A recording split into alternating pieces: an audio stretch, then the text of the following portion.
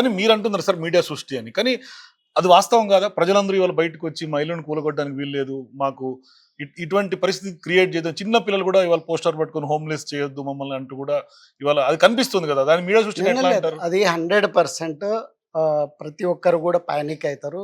ఇల్లు అనేది తల్లి లాంటిది. సో కంపల్సరీగా ప్రతి ఒక్కరు దానికి రెస్పాండ్ అవుతారు. అది క్వశ్చన్ కాదు. నేను అనేది ఏంటంటే ఇప్పుడు ఆ కమ్యూనికేషన్స్ ఏవైతే గవర్నమెంటల్ సైడ్ నుంచి ఉన్నదో నేను ఈరోజు చదివిన ఆన్ పేపర్. సో అంతకుముందు మాకు ఒకటే ఒక మన అంటే గ్రామ సభ మీటింగ్ కోసం మీరు అటెండ్ కండి అనే ఒక లెటర్ కరస్పాండెన్స్ జరిగింది. ఆ తర్వాత ఆ గ్రామ సభ అనేది క్యాన్సిల్ అయింది. అంతవరకు ఇంకేది అదర్ డాక్యుమెంటేషన్స్ లేవు. కానీ రూమర్స్ ఉంటే అందరు ఆందోళన చెందుతారు. అది కామన్. ఎవరైనా వెళ్ళిపోతున్నంత ఎంత టెన్షన్ అవుతుంది. సో అది 100%. నేను అనేది ఏంటంటే ఇప్పుడు ఈవెన్ మా అపార్ట్మెంట్లో ఏ అండ్ బి బ్లాక్ ఉంటుంది. 450 కుటుంబాలని 450 కుటుంబాలు ఎవరైనా అందులో నా ఫ్లాట్ కూడా ఉంది. సో ప్రతి ఒక్కరు కూడా ఆందోళన పడాల్సిన అంశమే. నేను అనేది ఏంటంటే ఇప్పుడు మా 450 కుటుంబాలకు కూడా ఒక కమిటీ ఉన్నది. దాని జనరల్ బాడీ మీటింగ్ ఉంటుంది. మా డెసిషన్స్ ఒకవేళ ప్రభుత్వం వచ్చి డైరెక్ట్ మేము కూలగొట్టేస్తున్నాం మీరు వెళ్ళిపోండి అనే అలాంటి ఏమి అన్నట్టు నేను వినలేదు. సో అది ఓన్లీ ఒక కమ్యూనికేషన్ అనేది జరుగుతున్నటువంటి మూసీ డెవలప్మెంట్ విషయం తీసుకుంటే ప్రభుత్వం కొంత క్లారిటీ లోపిస్తున్నట్టు కనిపిస్తుంది సార్. ఎందుకంటే డిపిఆర్ ఇప్పటిదాకా పూర్తి స్థాయిలో బహిర్గతం చేసినటువంటి నేపథ్యం లేదు. అదే కొంత ప్రజల్ని గందరగోళం క్రియేట్ చేస్తుందా? అది నాకు తెలీదు. సో ఈ డిపిఆర్లో ఇవన్నీ నాకు సంబంధం లేని అంశము. నేను ఆర్టిస్ట్. సో ఆర్టిస్ట్గా నేను ఇప్పుడు నేను 80 దేశాలు తిరిగిన. ప్రపంచ దేశాల్లో ఎక్కడికి వెళ్ళినా కానీ నాకు ఏదైనా మంచిగా అనిపిస్తే అరే నా ఇండియా కూడా ఇట్లుంటే బాగుంటుందని అనిపించేది. సో అది ఇప్పుడు మనం ఎక్కడెక్కడో దేశాలకు వెళ్ళి ఎన్నో సెల్ఫీలు దిగుతున్నాం పెట్టుకుంటున్నాం. అది మన దగ్గర ఎందుకు జరగద్దు? మన దగ్గర ప్రపంచ దేశాల్లో చైనా అంత పాపులేషన్ మనకుంది. అంటే అంత హ్యూమన్ ఎనర్జీ పవర్ మన దగ్గర ఉంది. సో మనం ఎందుకు వాళ్ళతో కాంపిటీట్ కావద్దు? సో కాబట్టి నేను అనేది ఏంటంటే ప్రతి డెవలప్మెంట్కి ఏదో మైనస్లు ఉంటాయి. కానీ దాన్ని మనం ఒక ప్రాపర్ దీంట్లో అడ్మినిస్ట్రేటివ్గా దాన్ని రిజాల్వ్ చేసుకొని సో అమీకబుల్ కండిషన్స్లో ఆ డెవలప్మెంట్ యాక్టివిటీ ఇనిషియేట్ చేయాలి. కానీ డెవలప్మెంట్ ఎవరు వ్యతిరేకించట్లా. కానీ ఇల్లు అన్నది సెంటిమెంట్ కదా సార్. ఇక్కడ అటువంటి రూపాయి పోగేసుకున్నటువంటి ఇంటి మా అపార్ట్మెంట్లో ఉంది. ఇప్పుడు గవర్నమెంట్ ఒక ఆఫర్ ఇచ్చింది ఈరోజు మార్నింగ్ ప్రకారం. ఏదో నేను పేపర్లో చదివింది. సో ఏదో డబుల్ బెడ్రూమ్ అయితే 60 లక్షలు, ట్రిపుల్ బెడ్రూమ్ అయితే 70 లక్షలు సంథింగ్ ఏదో అందులో రాయడం జరిగింది. సో ఆ తర్వాత మీరు పేపర్లో చూసారు. ఆ కాంపెన్సేషన్ ఇస్తే మీరు సాటిస్ఫైడా?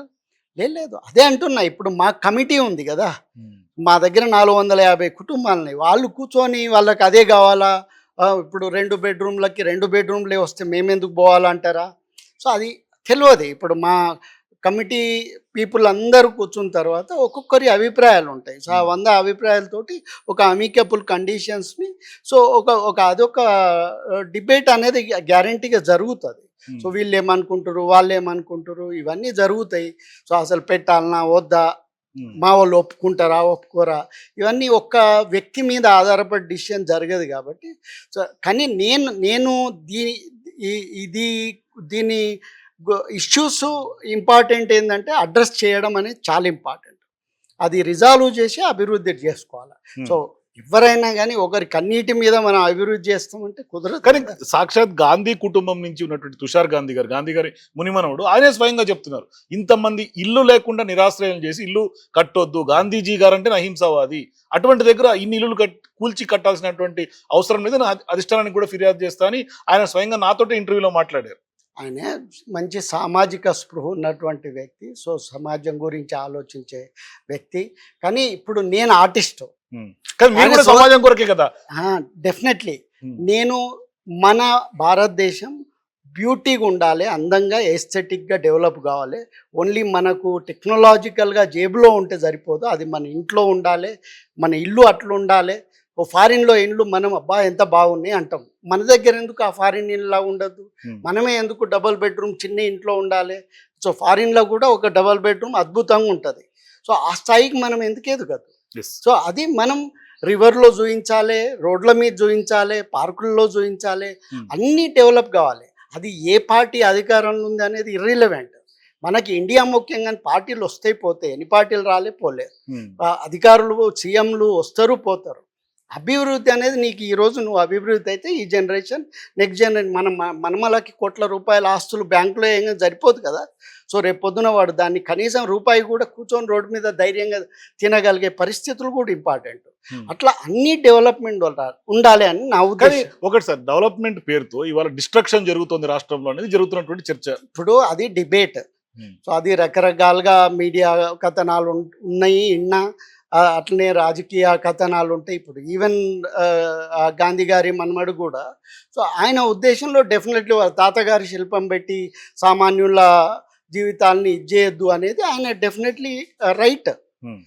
కానీ ఇక్కడ క్వశ్చన్ ఏంటంటే ఇక మనము ఎప్పటికి కూడా మూసిని మంచినీళ్ళు రాకుండా లేదు, అది ఎవరు అడ్డంకిగా చేయట్లేదు. మరి ఉండదు. అట్లాంటప్పుడు కాదు సార్, ఫార్మసిటికల్ నుంచి అది వస్తున్నటువంటి ఇండస్ట్రియల్ వేస్ట్ వాటిని ఎక్కడ ఎరాడికేట్ చేసినటువంటి అవన్నీ సందర్భాలు లేవు.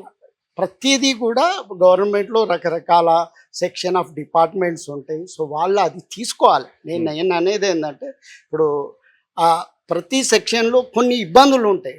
ఆ ఇబ్బందులని మనం తోసుకొని ముందుకెళ్ళడం అనేది ఇంపార్టెంట్. దాన్ని అడ్రస్ చేయాలి, రిజాల్వ్ చేయాలి, ముందుకెళ్ళాలి. సో ఇప్పుడు ఎక్కడైనా ఏదైనా కార్యక్రమం చేయాలంటే ఇప్పుడు మనం కొత్తగా ఇది అమెజాన్ అడవుల్లో కొత్తగా ప్రపంచం మొదలు పెట్టలేదు. ప్రజలు ఉన్న దగ్గరనే అన్ని జరిగిపోయినాయి. అది అప్పుడు ఇప్పుడు ఈ సిటీ డెవలపింగ్ క్రమంలో ఏ ప్లానింగ్ లేదు. సో ఆ ప్లానింగ్ లేకుండా అది చాలా జరిగిపోయింది. కానీ ఇప్పుడు మనం గ్లోబలైజేషన్ కండిషన్ ఉన్నాం, ప్రపంచ దేశాలతోటి ఇంటరాక్ట్ అవుతున్నాం. సో మనకు గ్లోబల్ ఇన్వెస్ట్మెంట్లు వస్తున్నాయి. ఇంకా మురికి కూపంలో ఉండాలనే ఆలోచన అనేది కరెక్ట్ కాదు కదా.